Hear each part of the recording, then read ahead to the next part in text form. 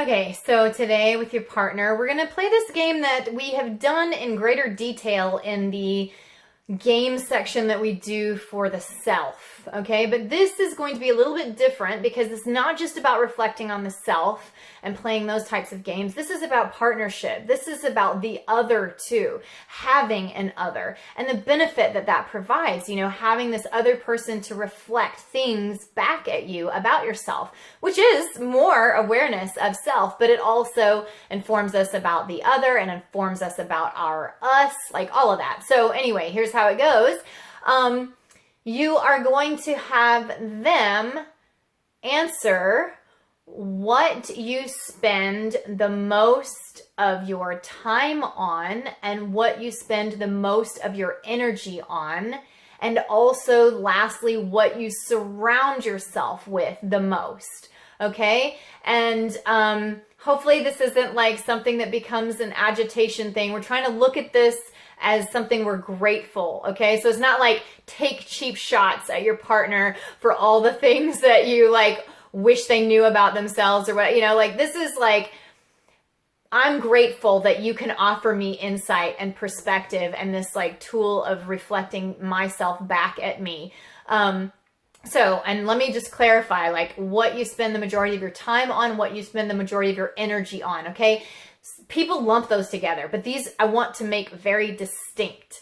Your energy is like when you show up the most, when you really come forward and you come alive and your full self and you're putting your full, effort and person and aliveness forward, okay? And that may not be when you put the majority of your time in, so your time, the things you spend your time on can be way different than what you spend your energy on. You could spend your time all day at work, but you really show up and come alive for that 1 hour at night that you get to read that book that you love, or for that, dance class that you go to or whatever. And you just like, your energy is fully there. You're fully yourself during that time. That's what I'm asking for, or you're asking for, or whatever, when you guys are playing this game about the energy, okay?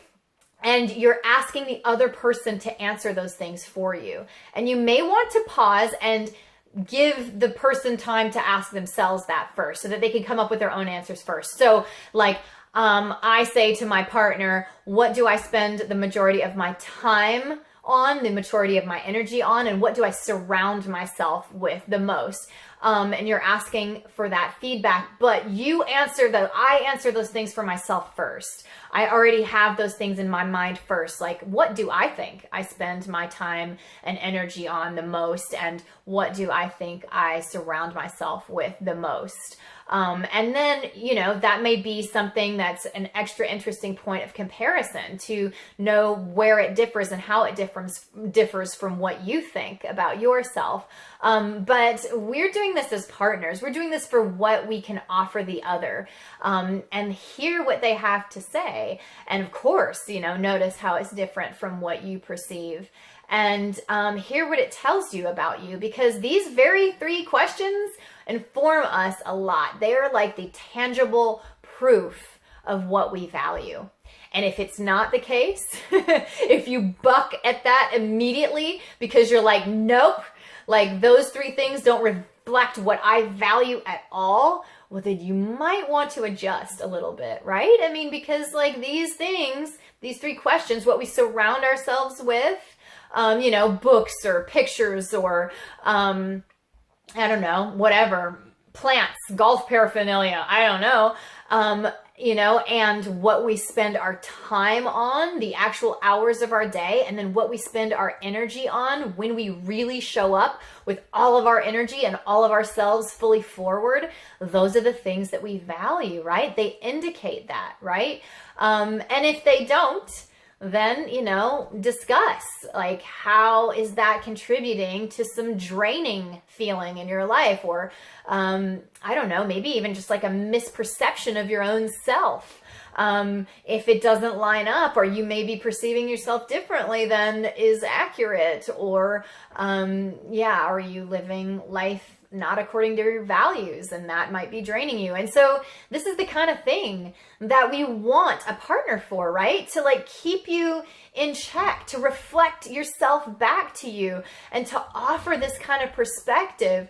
We can almost be accountability partners that way, where it's like, yeah, are you living according to your values? Or the things that you're spending your time on, like actually the things that you value? But don't make this too judgy. Just like I said at the beginning, don't let this be like free for all to be able to say all the things that are pent up and that you wish your partner knew, and like pull out the judgment and the schooling and the teaching, and tell them where they're misaligned in their life, and how to get it straight. Like, that's not what we're doing. We're offering this lovingly in a way that has us remembering how come it's awesome to have a partner.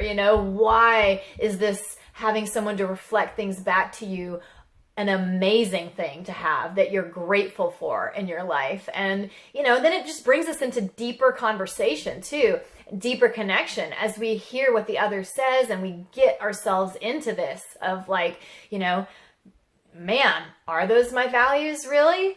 And what do you think? And how come you don't think what I think? And here's what I think. And where do you think we're differing here? And why do you think we're differing here? Do you think I have a misperception? Or do you think you might? Or, whatever. It brings us closer. It gives us an opportunity to bring more connection and more understanding of each other, to sort out whatever differences we might have about our perception of the other one's values, and all of that. And then of course it brings so much to ourselves. Like, you're going to go away with a lot more self-awareness too.